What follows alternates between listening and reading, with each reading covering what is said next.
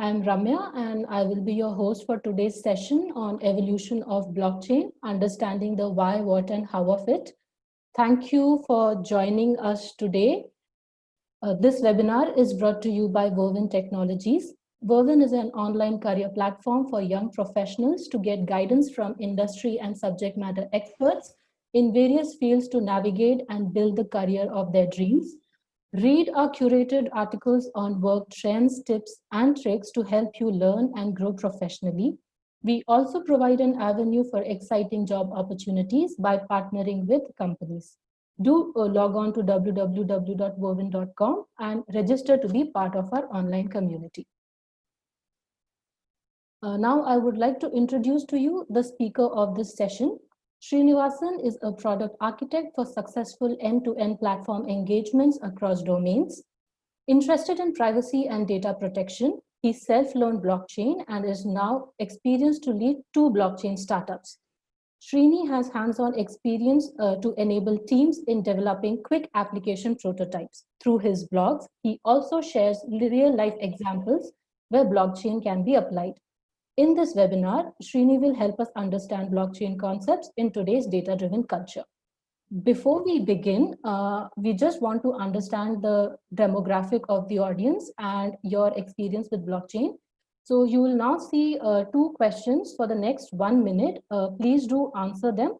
So then after that, we can move forward. Thank you.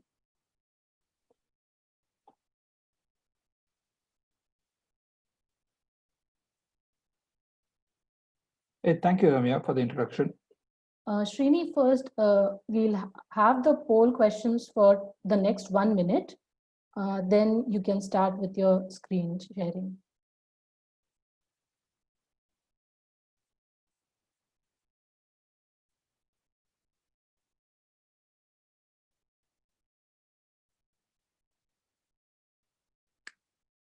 So these are just 2 questions. Please do share your answers.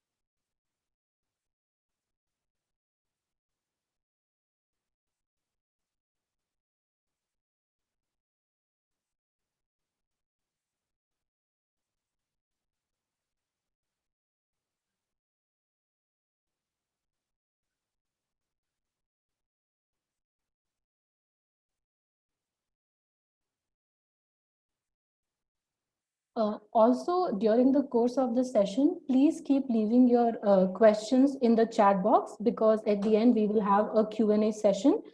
So we'll try to answer all your questions at that time.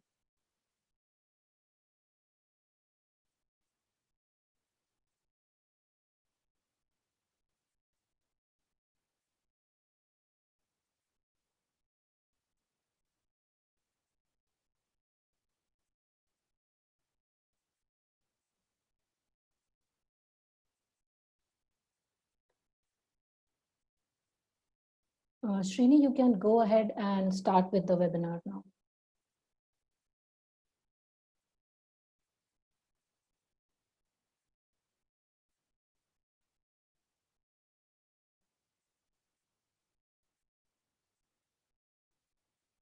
Hello, Srini, can you hear me?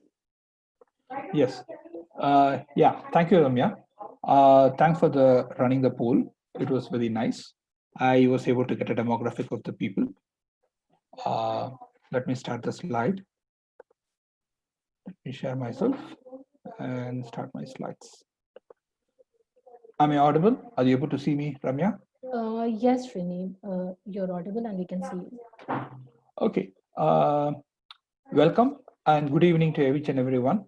My name is Srinivasan.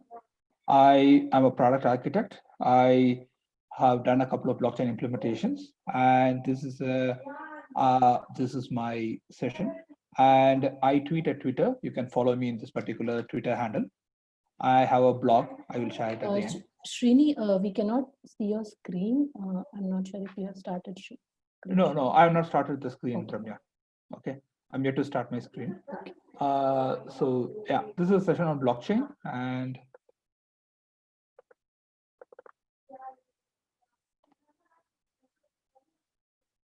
okay. Okay, so today we are going to cover the how and the what of blockchain. That's what we are going to cover with the audience, which very few of you have exposed to real blockchain applications. This is a very good topic to cover. This is going to be a pretty tight session. I have quite a large number of slides, so we will take the questions at the end. Ramya will be taking the questions. Please do add them on the chat.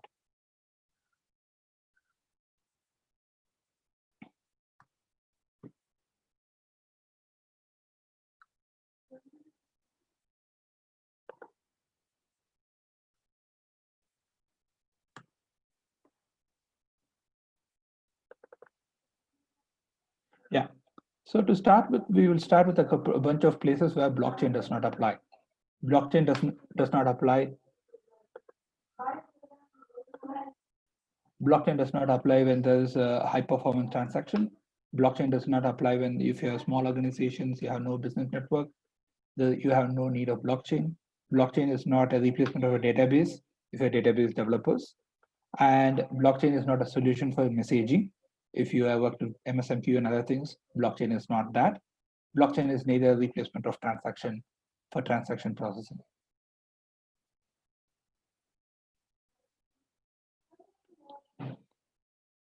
I think I have to run in the regular mode and run it, Ramya.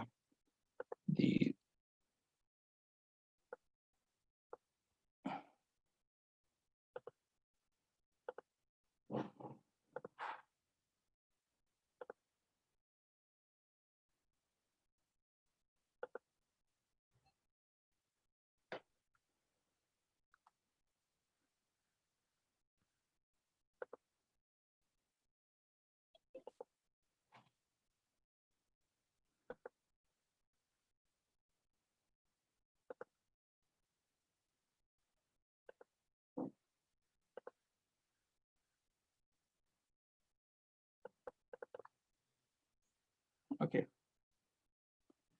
So let us now look at what is blockchain from a different perspectives. What is blockchain for business? Blockchain builds on business concepts. So blockchain is not something which comes from a technology world. It comes from a larger world beyond technology, but it's a technology product, but it's a larger world. Blockchain builds on business context. A business networks connect businesses, participants with the identity, then assets flow through business networks, transactions describe asset exchange, contracts underpin transactions, ledgers a log of transactions. Wow, this seems to be pretty complex. Yes, blockchain is not something simpler and it's complex. So we'll go to other definitions of blockchain. Now let us look at what is blockchain for a developer. For a blockchain for a developer, if you are a C++ programmer, then blockchain is a hash pointer linked list of blocks. It is a sequential data structure. If some of you doesn't know what is a data structure is an arrangement of data in memory. No one owns it. Anyone can add a new pointer into that memory. No one can delete from it. Is it writing to blockchain like carving on stone? Possibly yes. It is going to live there for the eras together, centuries together. And last but not the least, blockchain seems to be very inefficient compared to the relational database. Okay, why then what it is? This is still confusing. So this is my definition of what's blockchain. Blockchain aims to become like a book. So if you think of a book, you already know, if you know there's a book, you already know what's a blockchain. In a book, you find every page, you find all the pages numbered from 1 to say 200 if the book pages are there. Each page reference, if there's a 25th page, and if you go to the previous page, it will be 24. So effectively, if someone actually removes the 24th page, you automatically know that the 24th page is wrong.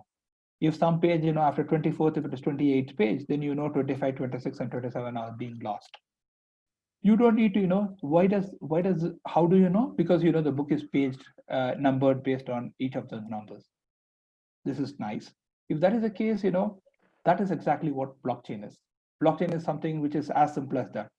So what happens, if a content of a page, you bought a book from a store and you find the content of the page altered, you don't need to go call the author. You don't need to call the publisher. You just take it to the shop, show to the shop that, hey, this page number is not there. The shop owner replaces you with a different book. How does he do it? He takes the other book, he looks at both of them, see if they both make sense. In the other book, there's 27, 28 pages, and this book doesn't have it. He says, okay, this book has a problem. That simple it is. That is what blockchain is aiming to do. It just, and if you look at it, blockchain does something very different. So effectively, based upon every page, it takes what is the next page. It tries to make a number crunching. That's where cryptography and other things comes into picture, and that's why it shows. And effectively, it always makes sure that the next page has to be there. But let's say Satya has the next page 28, and you want to create 28. It will not give you 28. You will be only able to create 29. So that's a blockchain.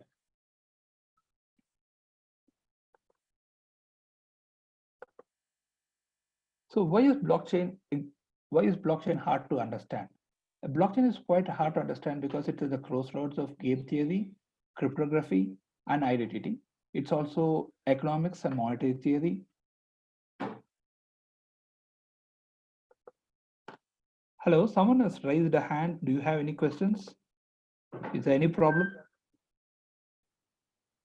I'll continue the session. It's gone.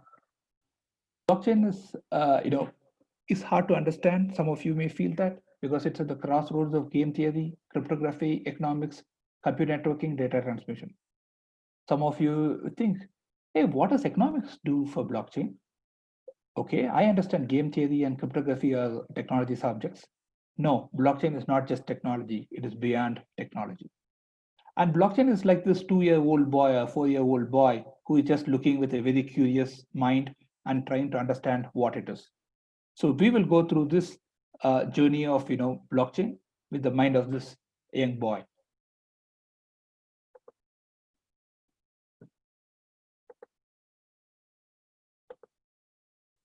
So we are going through a couple of concepts before we get into blockchain.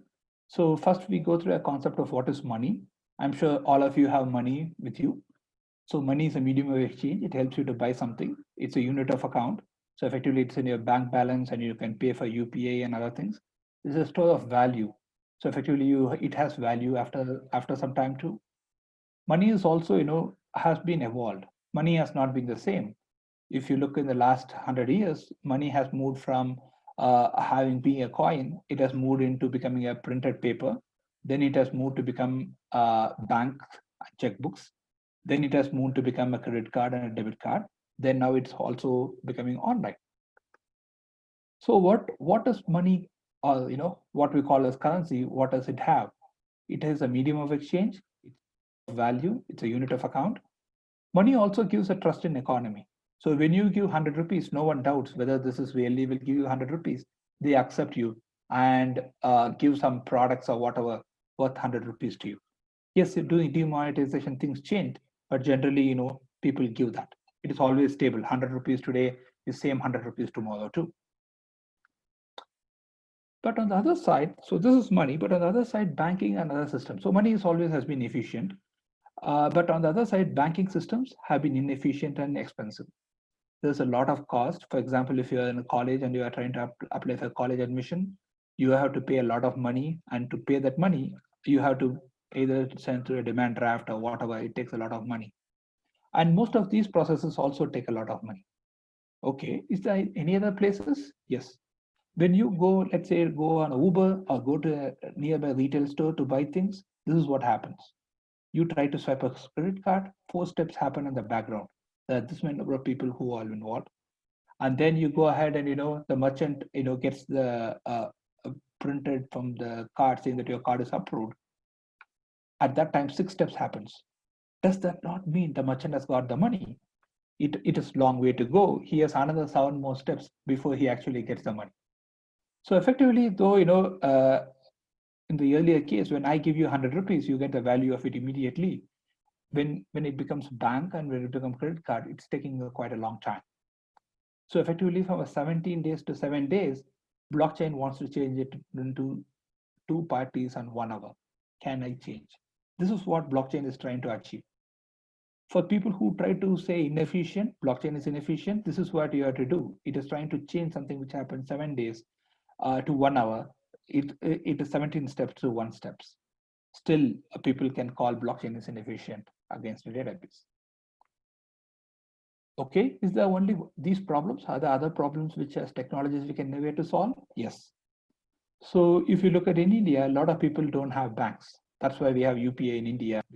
2 billion people in India and across the world are not banked. We have more debts. We have Himalayas who get more loans, but we have farmers who have small loans and are not able to repay and they die. It doesn't matter whether it's farmer or Himalaya, both of them are not able to repay.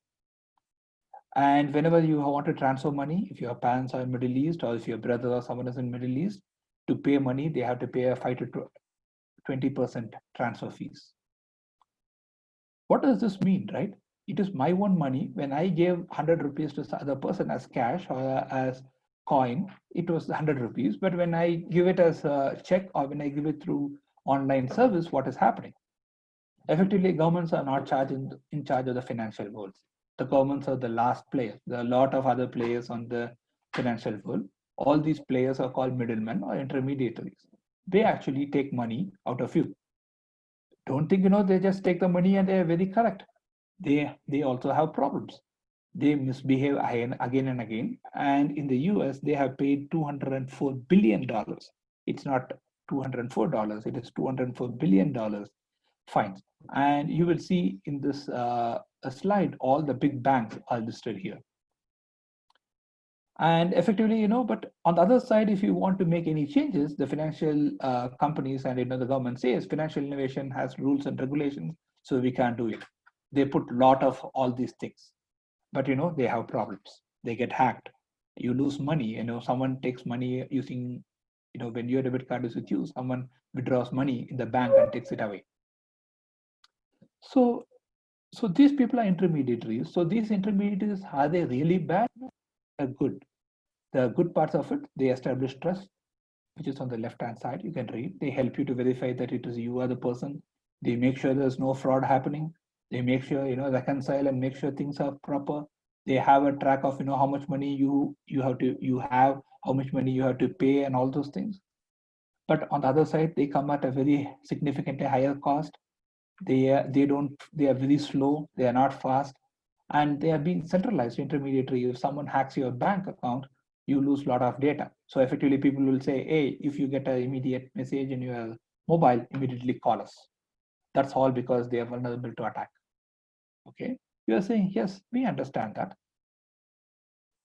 And now comes, so this is one part. So we talked about financial institutions. Now we'll look at identity. Identity is one part, today. For example, I'm sure all of you had a school transfer certificate. You all studied in a school and left a school. Or you had a birth certificate when you were born. Those were initially traditional identities. But now what happens is there's a digital identity. I'm sure most of you here have an Aadhaar for you. Aadhaar has come with mixed success. It actually creates convenience and comfort. I'm sure you all enjoy that. But on the other side, you hear a lot on the newspaper that those people are not able to get rations because they are not able to Aadhaar. They don't have internet, so they're not able to get Aadhaar and all those things. So effectively, there's a huge amount of anxiety and pain which is being created by the digitizing traditional identity. This is okay, at least this is a government and it's a democratic government, maybe we can change it. There's a third form called the broker identity. The broker identity is all your email addresses and passwords which you have got for free. Okay, what am I talking about? I'm talking about the Facebooks and the Googles.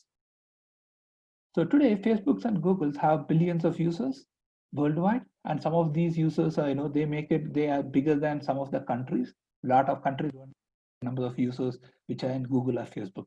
They control all the usernames and passwords. They give a lot of people, including the Zoom I logged in, they give the Google. I log in using my Google username and password, which means no one can actually create a new identity system today. Blockchain asks this question: Is this a fair world? Is this how you want your identity to be? Steve Johnson, one of the early pioneers of Bitcoin blockchain, talks about no private company owns the protocol. So today, Mark Zuckerberg owns everything. He owns your identity. So what has happened is whenever you get something free, instead of you as a customer being outside, which is the first image here, you actually go inside. You are the product, right? So what has happened is you get something free and you are very happy about it. But what has actually happened is they make money out of you. They try to sell you and make money out of you. You are part of their business. And because you're part of their business, they give things free to you. So effectively, there are three different challenges in the world, which is people are addressing today. One is at users, second is for enterprises, and third is for the government. As a user, you want to own your digital identity. As enterprises, you don't want to comply with user privacy. You don't want to spoil someone's identity. As a government, you want to balance between national security and also privacy on the other side. You just don't want to say national security is there, so you have no privacy, or you don't want to say privacy is there, no national security. So blockchain asks a very typical question. This is the question blockchain is trying to address here. Can we shift multiple credentials and have them as single credential? I'm sure you all agree. That's why you will say that's why Google or we are using Facebook login. The only thing is it is not, it is owned by them when someone is making money out of that information. So can there be a different system which is little different? So we will see that in the later slides. The third thing after identity, the third thing we need to look at about is data. Today, data is a new oil. For example, in the industrial time, coal was used to run locomotives. In today, if you want to run AI algorithms, what you need is data. So what does that mean? That means anyone who has data is very powerful. So the most valuable companies today, Apple, Microsoft, and Facebook, they are all data companies. They have collected a lot of data about you. So no more the world is, its oil is the important thing, but it is data. But what is the bigger problem? The bigger problem is the data they are talking about is your data. It is not someone's data. And they are using your data. They are trying to make your data as money and profit from your data. And what they give you is a free service. So people have these questions. Should you own your own data? I'm sure everyone says that they have the right to own their data. Now, so you want to know how to control your data. You also want to say, if someone makes money out of my data, can they rent it from me so that they give me some money at least out of it, so I can also make money out of the whole thing. The other perspective, what you look at is these are the core values. We will possibly I just wrote them here to say, if you didn't know, these are the things you have to have visibility into your data. You should be no one needs to know your credit card information, details about you. If you should be able to spend your money without giving your identity and things like that. We will see them more later. So this is the third wave which is happening. Now we also have another wave called the Internet of Information. I'm sure you all say, yes, we know it. We have we have photos, we have PDFs, we have voice. You are using a PPT slide. What new is there here? Perfect. This is what was there in 1996 when I started my journey. But today with blockchain, we are trying to move. Even before blockchain, the cloud has moved from Internet of Information. We started moving into Internet of Value. What has happened? Amazon is on the cloud. Azure is on the cloud. So you get value out of the internet. It's no more just information sharing, but you can access a computer, access a EC2 service on Amazon, one of those compute instances of Azure. If that is the case, can it happen for everything? Can all our assets be also on the internet? Why you should just be only the information? That is the other thought of, which is fueling the evolution of blockchain.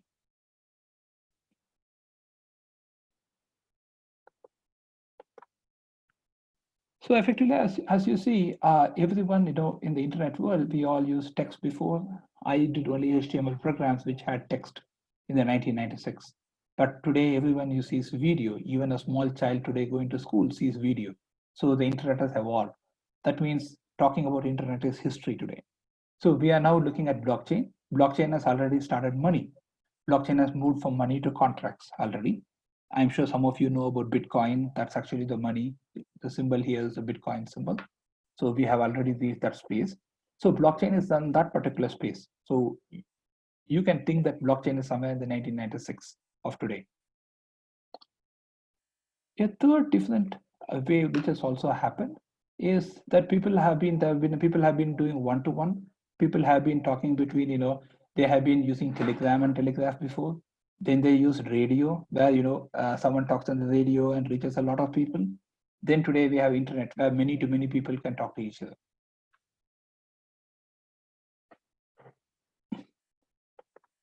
And did many-to-many network exist prior to Web3? Web3 is the cloud world. Yes, it evolved in names of Tor. I'm sure most of you in this audience would have downloaded, or someone of your friends would have you videos and the latest movies before it comes on the theater, just on the first or second day of the theater. Tor is actually a many-to-many network. It is actually has a concept called decentralized by design. So blockchain wants to take up that particular concept. Blockchain is also a part of Tor, but blockchain is a more, it's not a pirated network like Tor, but it's a more legal network than Tor.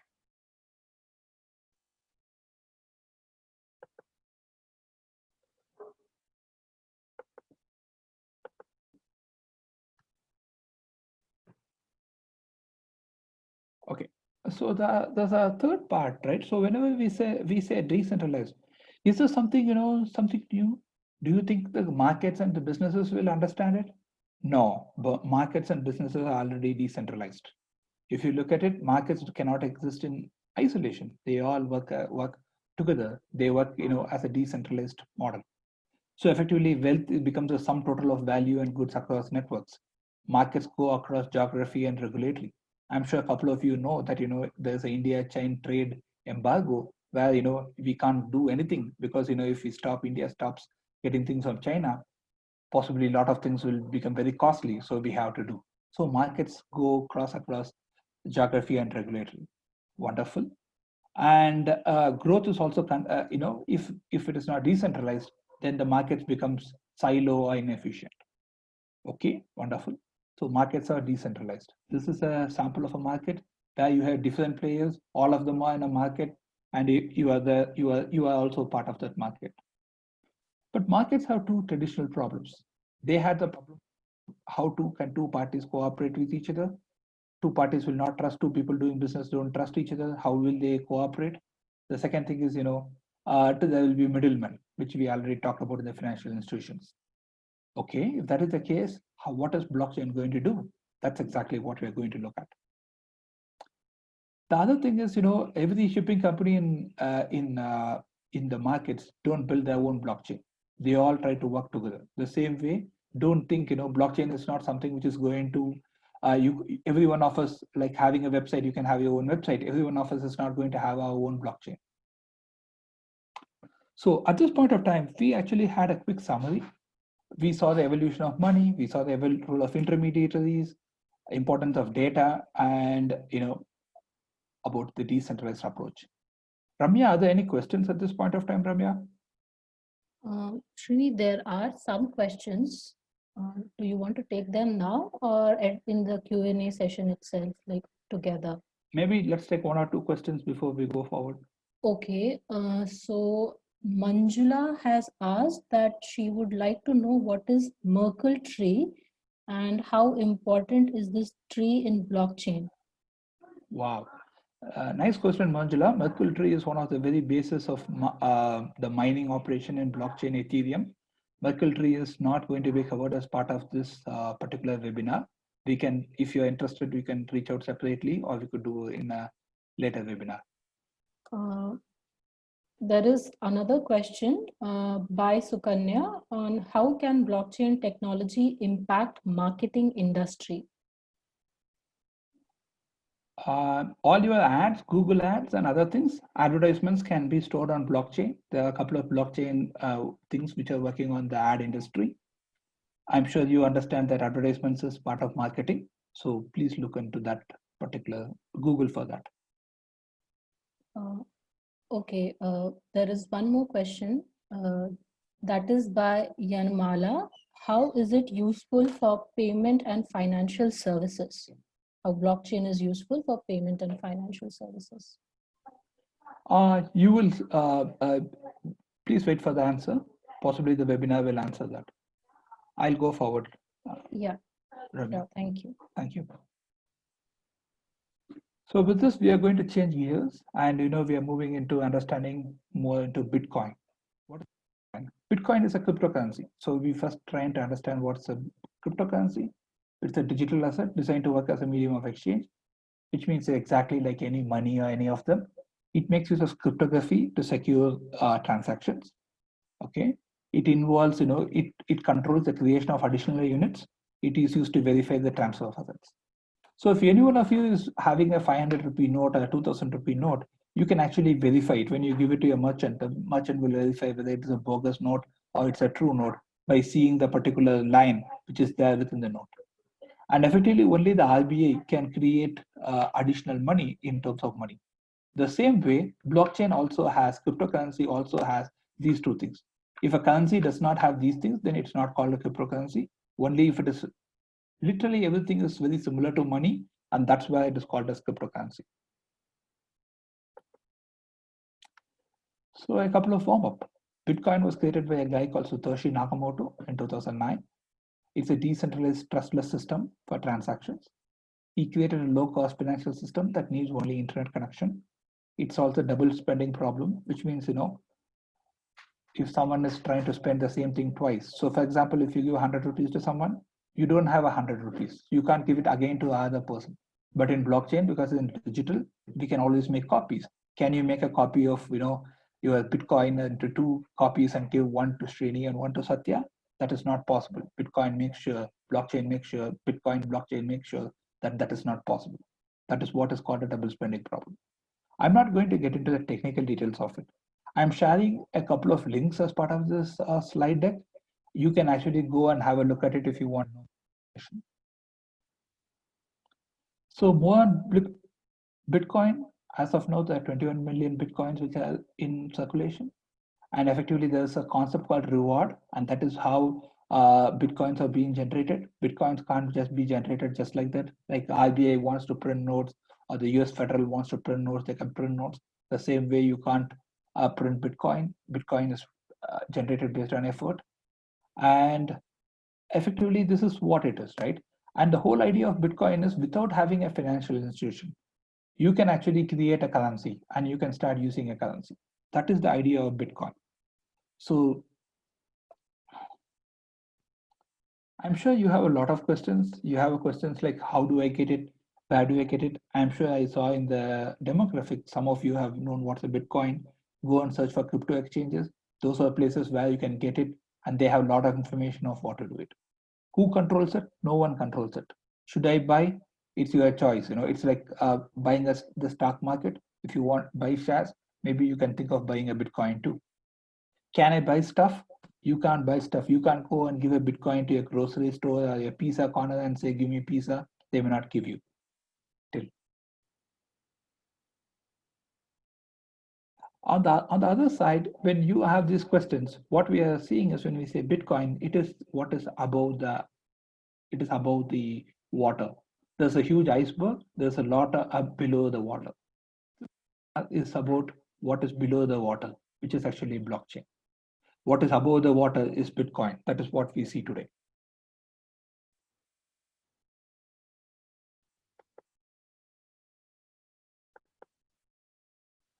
So you have to think that blockchain, you should not compare blockchain with internet.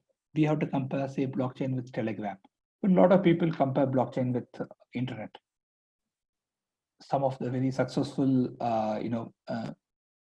successful venture capitalist, he says Bitcoin is very similar to, where internet is there in 1994. So a big question a lot of people will have is, can blockchain be without Bitcoin? Or can, yes, no. Today, as of today, can blockchain go beyond Bitcoin? Yes. So it is something like in 1992, there was only email, which was a killer internet app. Today, possibly some of you don't even use email. You are more on Slack or SMS or WhatsApp. That is where Bitcoin is there. Bitcoin is a killer application, which is very similar to email in 1992. Already, if you look at it, there's something called Hyperledger, which is a blockchain technology, which exists without cryptocurrency. So it is, blockchain is evolving beyond Bitcoin. So is blockchain revolutionary? Is Bitcoin revolutionary? Bitcoin may not be revolutionary, but how blockchain works is revolutionary. But for me, as a person, the person who invented Bitcoin is revolutionary because this person is anonymous. No one knows Satoshi Nakamoto. That's just a name which is written in the white paper. No one can identify who is Nakamoto, and people just try to about it. So it's for me, it's very revolutionary because someone who we don't know who it is, has created a system. All of us are making use of that system. Is it that not real revolutionary? Yes, it is. On the other side, governments and banks do not like Bitcoin. It is, because they say we don't have any control over Bitcoin.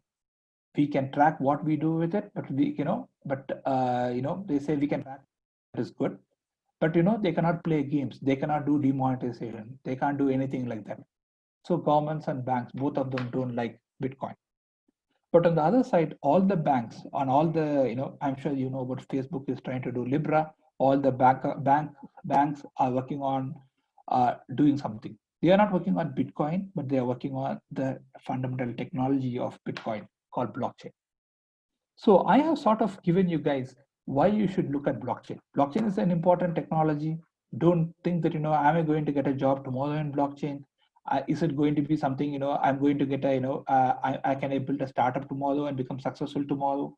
Don't ask me what is, am I going to do it? But it is something on a long term. You are going to, you have just got Bitcoin, which has become popular. A couple of more applications are coming. That is the space where blockchain is. For example, the marketing one, that was the innovation where people are trying to store the Google marketing and, or the Google AdWords, those type of information also into blockchain. I'm not trying to say that it's a right or wrong thing to do that. So now we are shifting gears. We are just getting to understand blockchain and how blockchain works. So till now, we are looking at, why there's blockchain. So a blockchain is an electronic asset. We already know. So what is a Bitcoin blockchain? Bitcoin blockchain is a network of computers which keep a track of Bitcoin payments. It also makes an ever-growing list of all the Bitcoins made. All the data is kept in a place called ledger. Some of you will ask, is this the same ledger in financial accounting? The answer is yes.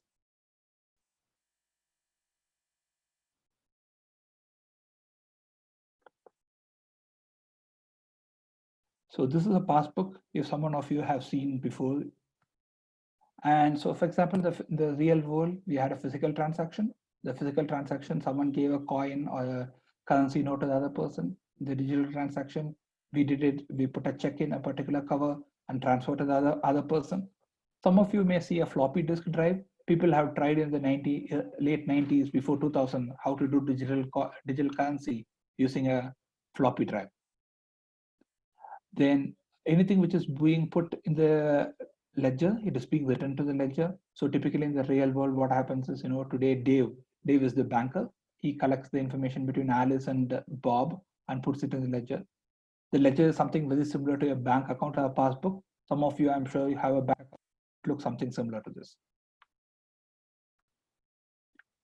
The traditional flow of data across ledgers is something like this. It is very crisscross. This is just with 3 ledgers, A, B, and C. You can see how much different criss combinations are happening. Now let's assume there are thousands and thousands of users. It is going to be very, very complex in ledgers. But effectively, blockchain actually has a different way. Blockchain doesn't put things that way. It has no cross combination, no diagonal connections. Everything is like a circle. Everyone is sitting around the circle and they are all working around the circle. If new people come, they can also be part of the circle. It's actually not a circle, it is a chain. That is the blockchain. So effectively, you can see that the same number of participants are there, but they no more have a crisscross connection. So what are the difference between a shared ledger and a ledger? In the ledger, everyone, the party A had only his transactions, party B had only his transactions, party C has only his transactions. In the shared ledger, party A has all the transactions of A, B, and C. Party B has all the transactions of A, B, and C. And party C has all the transactions of A, B, and C. Some of you may ask, hey, then other parties can see my transaction. No, it is encrypted. It is cryptographically encrypted, so no one will be able to see it, but they have the data with them.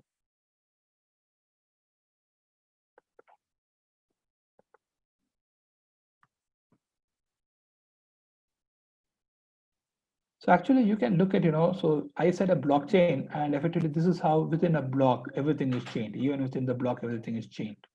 So you can actually, for anyone who's a developer, you can find this very interesting. It makes use of a block timestamp. It makes use of the concept called hash values.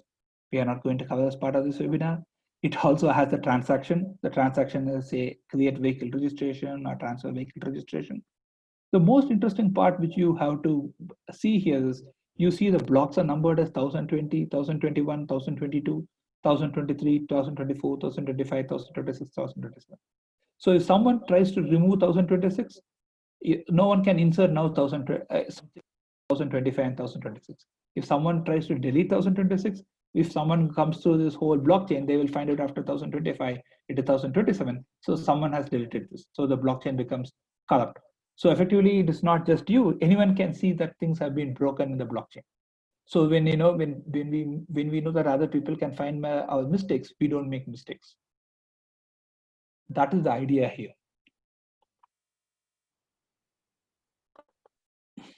Okay, so we talked about the concept of decentralization. Just to remember you, we talked about the Tor network.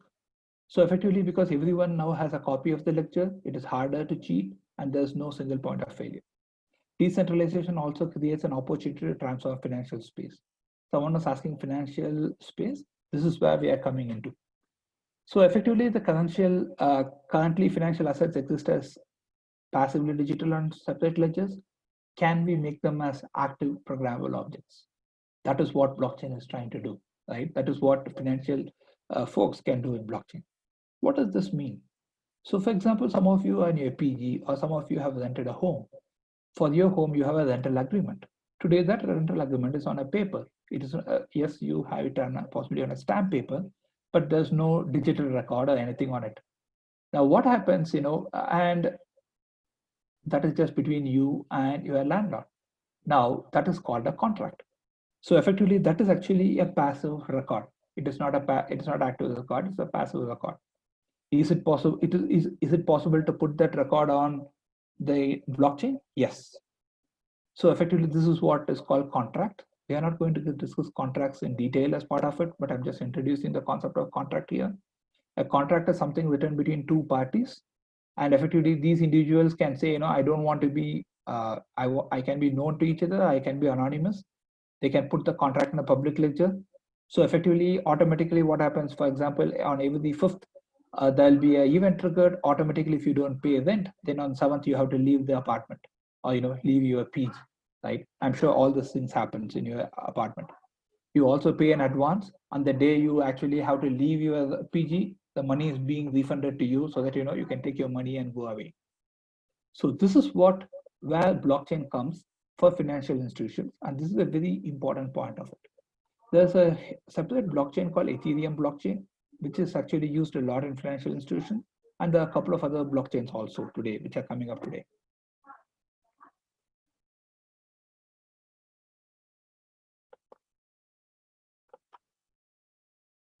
So now some of you will ask me a question, who is in charge of the network? You said there's a network, who is in charge of the network? There's no one in charge of the network, it's democracy. All of us are part of the network. It's a decentralized network. There's no single person who does it.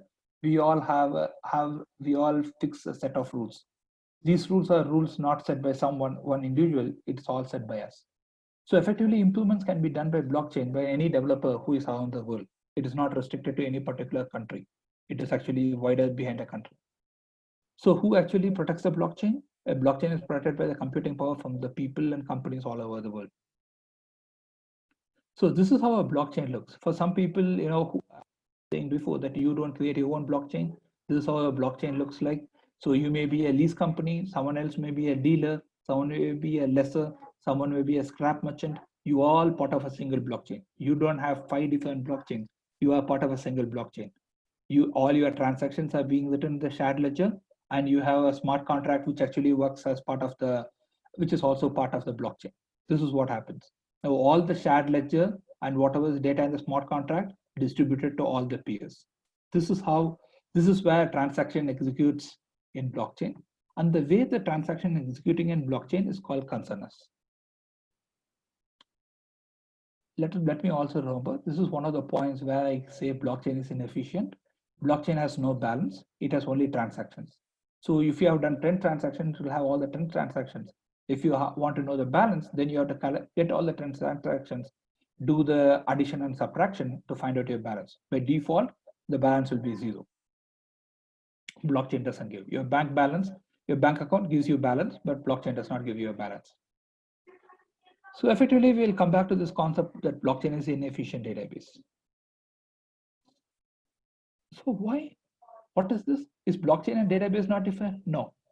I call blockchain as an inefficient database. Why? So you have, if you look at databases, we have transactions. Transactions, I'm sure you know about DB transactions. You can either commit a DB transaction or abort a DB transaction. And this is the workflow which happens in a database, traditional RDBMS, say Oracle or SQL Server. Now, if you come, now let us start thinking of a database as a single shared set. That's a database, there's no control governing body who says, if they're between two conflicts, you cannot have anyone saying that this conflict, this particular transaction is powerful, that particular transaction is powerful. There's nothing like that. Whatever comes first actually succeeds, commits, and the second one gets revoked.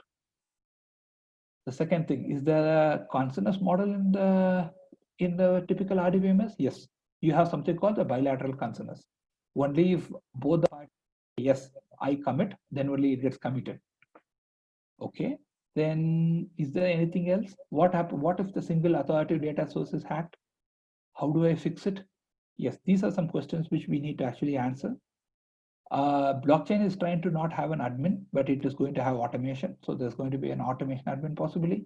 But this is how you can start looking at blockchain. Now you start understanding, instead of competing against blockchain or database, which one should I study? Now you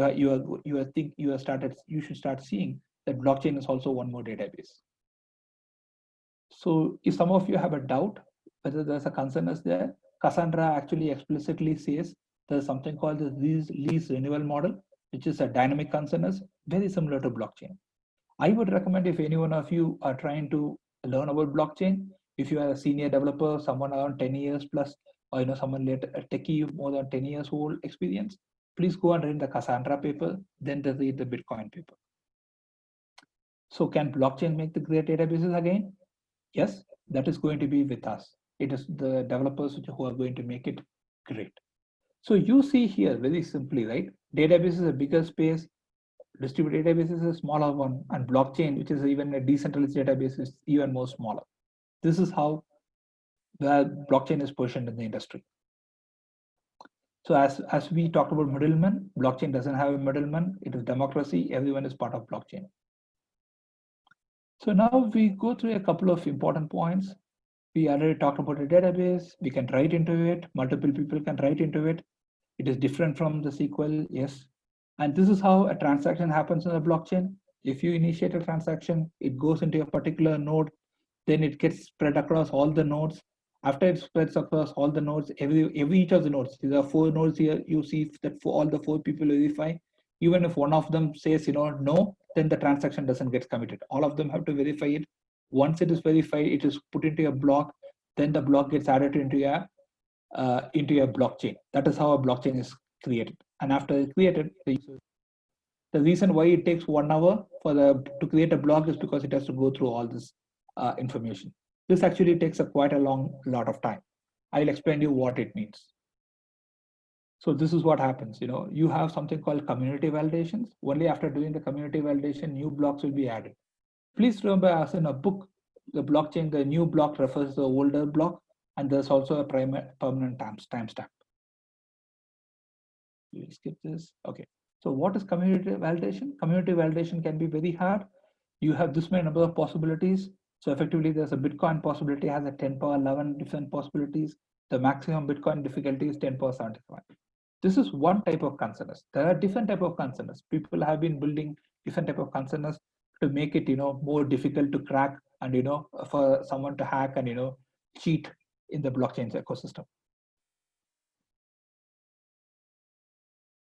So blockchain also has this concept of a decentralized database.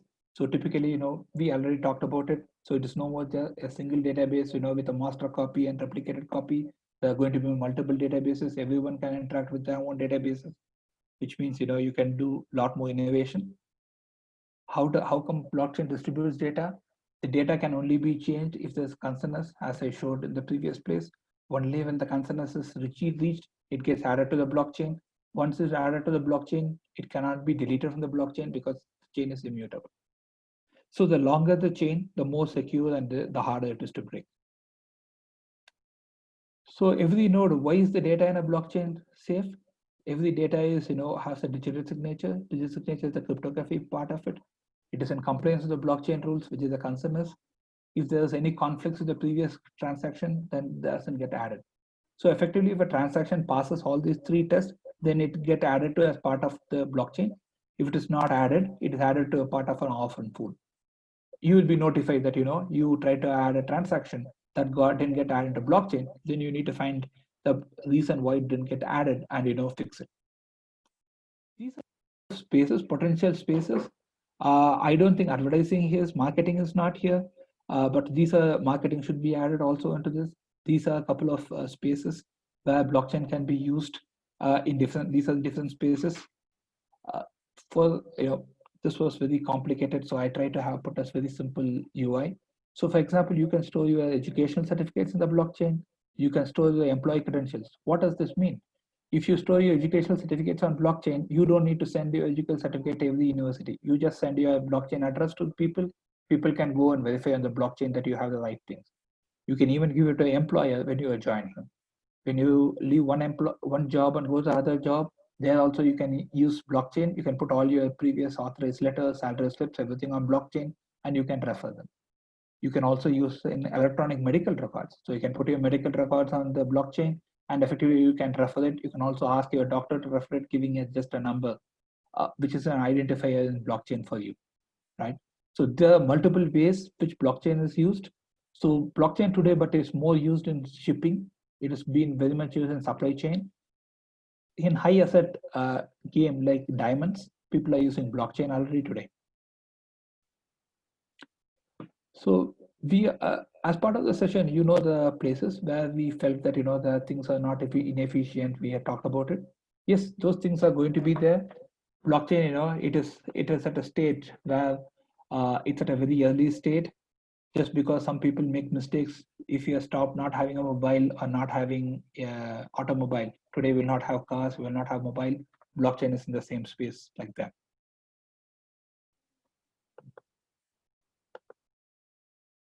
So I want to end with an open question before someone asks me a question. So effectively, the problem is Matt Levin is from Bloomberg. He writes it very nicely. He's a journalist. He's not actually a cryptographer. He's not a developer. He says the problem is a social coordination problem, the problem of blockchain, whatever problems blockchain has. He also says, why go to a blockchain meeting when you can build your own blockchain? If you think I can just sit at my home and build a blockchain, I don't need to attend a meeting or to attend work with people. No, if everyone builds their own blockchain, then there's no blockchain at all. We all have individual nodes. If the nodes are not connected together, then we don't have a blockchain. Only if the nodes are connected together, we have a blockchain. So blockchain is more of a social construct rather than just a technology player. So this is me, Srinivasan. I think I'm at the end of the session. These are the spaces where I worked in the past. I'll leave to the next session. Thank you. And I'll move open to questions. Ramya? Yeah, Srini. So we do have some questions. So Manjula asks, is it possible to change data written on a blog if one wants to? You cannot change the data on the blockchain. Every data is immutable. That means you can't delete data, which means typically a modify operation database means deleting existing data and updating with the new data. That is not possible in blockchain. Okay, thank you. Udaya asks, blockchain is for money transactions. So is there any other application of blockchain? The first applications which we all know about blockchain is money transactions and crypto exchanges.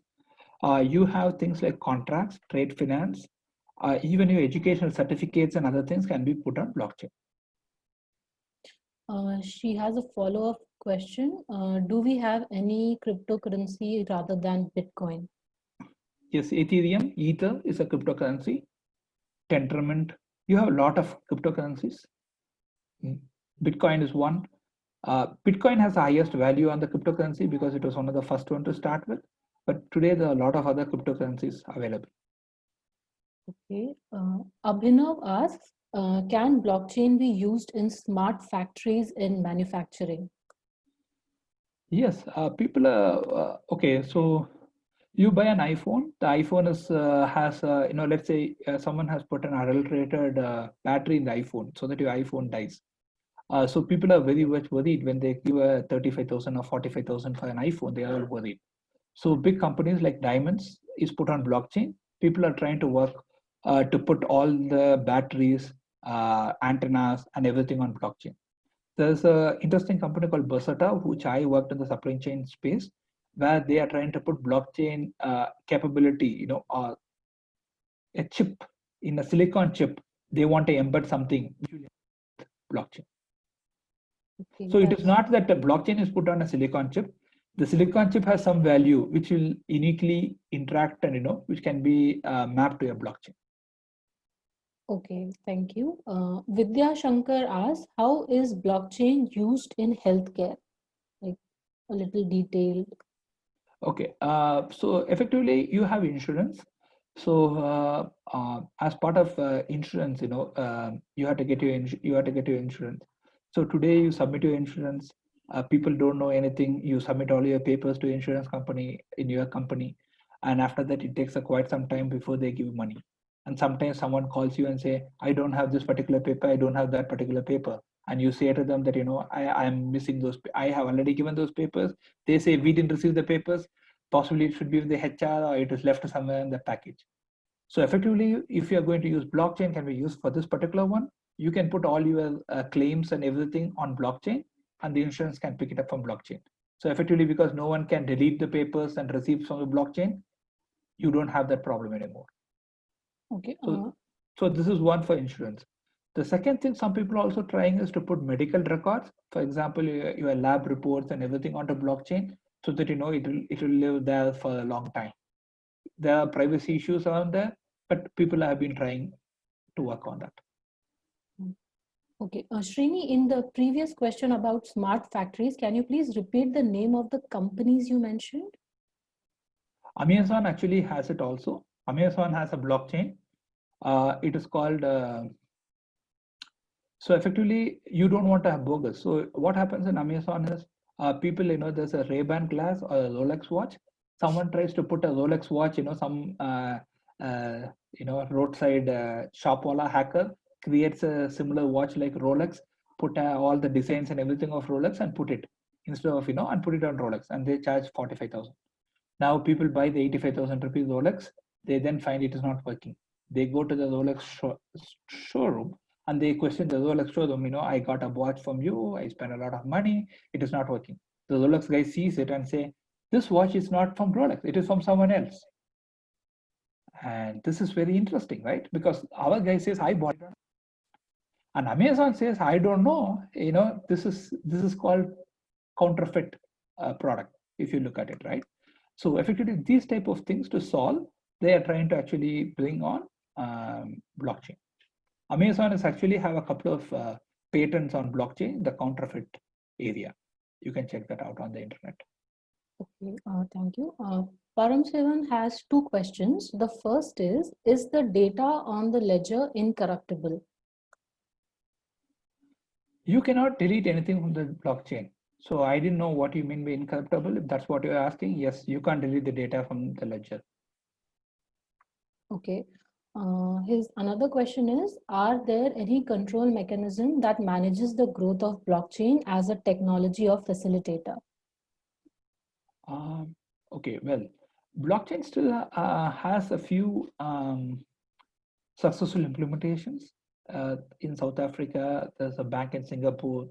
There's Walmart possibly has not a real public blockchain, it has a private blockchain. Amazon is trying to use blockchain in the supply chain in the small way in the Seattle area. So people have been trying to do things. They all are investing money because they feel there's a success, there's a lot of value in it. But if you really see something like Facebook has come, no, nothing has come. What has come today is something like the earlier Yahoo or Excite or Alta Vista. I don't know if anyone of you have heard of search. We all know only Google, right? but there were 15 to 20 search engine companies, which even went, some of them even went IPO before Google came. So there are companies in that shape even today. But the big players who are using blockchain, one is Walmart. They have a full-fledged implementation. The supply chain has moved to blockchain. And Amazon is using in a couple of places. 2 banks in Singapore and 1 bank in South Africa have moved to blockchain. In India, State Bank of India and a consortium of banks, after the famous, Nirav Modi's case, where, the money went, they are all trying to implement blockchain. There's a separate consortium. You can check State Bank blockchain, you will find the consortium. Okay. Another question we have is, what types of records can be kept in a blockchain? See, the record you can keep is only digital, which means, it should be, you cannot go and keep media. You can't keep a 500 MB video on a blockchain. You can't keep a 2 GB movie on a blockchain. But how, okay, but you said, Srini, I can keep the movie on blockchain. Yes. So what I can do is I can make a hash of there's something called hash, which is in the computer science. You can make a hash of the video, and you can store the hash, which will just be a long 32-bit integer or 64-bit integer that can be stored on blockchain. So whenever, if you try to, take a hash again, the hash always remains the same. So even if you try to modify a small part of your video, you just delete, the first 5 minutes of your video, replace the first 5 minutes with something else, and, you create a new video. Now the hash will be different. So this is how, then you can compare the new hash with the whole hash, and you can say, hey, things are wrong. That means, this is not the same video as the original video, what you said it is. But effectively, you can't store the video, but you can only store hash values in blockchain. Now, last question from Aruna. She wants to know what are some popular platforms for developing blockchain applications? Yeah, just all these are popular platforms. Ethereum, Hyperledger Fabric. Fabric is good in supply chain area. Hyperledger Sawtooth is more good in areas like counterfeit products and other things. IPFS is a file management system. You can actually keep files, but it is more like Tar, right? If you look at IPFS is the legal version of Tar. So if you really want to keep file system, then that's a separate blockchain system, but that's a pretty complex. Then you have R3 Coda. Most of the banks make use of R3 Coda. These are different things. I would recommend that you start with Ethereum because that's more easier to understand, and it's a very friendly blockchain. Bitcoin blockchain is not a friendly blockchain. Okay, thank you for that, Srini. So we have one more question from Naveen. He's asking that block is valid today, but due to some changes in feature, that block may become invalid. Example, I changed my name in the feature. So his block becomes invalid. How to delete those blocks? Oh, very nice question. So I'm going to give you a different answer, Naveen, to you, but I'm sure you'll get it. In the whole Bitcoin blockchain, people, when the coders were writing code, sometimes by mistake, they write comments like shit and things like that, right? And after that, they can't remove those comments. Those comments are, as I said, they are written on stone. They are always there. If they remove it and they change it, all of them should agree that, that comment has to be removed. That means they have to work with a lot of players. So if all the players don't work, I can't change, the shit what I wrote, right? And it will also very clearly show that I only wrote the shit. So everyone knows that, Srini wrote the bad word on the code. Blockchain is very similar to that. It's like GitHub. So if everyone does not agree, you will not be able to change on blockchain. So if you want to change, no problem. You have changed your name, everyone else, and you have the right information. You change, all the people agree, yes, you have changed your name. Then now your name will become, instead of X, it will become X1. Then your name X will not be anywhere. It will only be X1. You can't say from X1 I will go back to X. No, you can't go. Now you can create a new X2 and you can give the name for it as X. Think of something like that. There's nothing like going back. Go forward. When you go forward, others have to agree to it. You can always change your name. If you're put in blockchain, you can surely change your name. If that answer helps you. Thank you for taking up all the questions, Srini. That's the questions we have. Now, before we end, I'll be sharing a feedback poll with everybody. Please give in your answers. So it will help us a lot for the future webinars that we will be hosting. I hope you guys can see the feedback poll.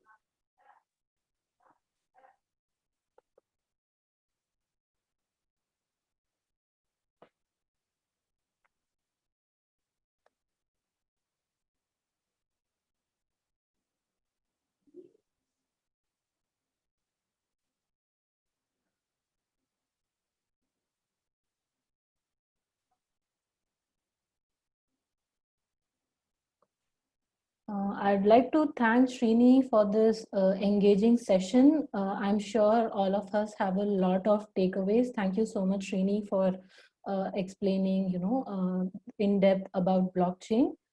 And I would also like to thank everybody who participated for tuning in today. I hope you enjoyed this session. Please register on www.pervin.com for career guidance with experts. And in case you have any topics that you would like us to conduct webinars on, please write to us so that in future we can come up with such engaging sessions. Thank you so much. Thank you, Ramya. It was a thank for hosting. I enjoyed the audience. Thank you. If you have any questions, we can reach out to us, Welvin. Thank you.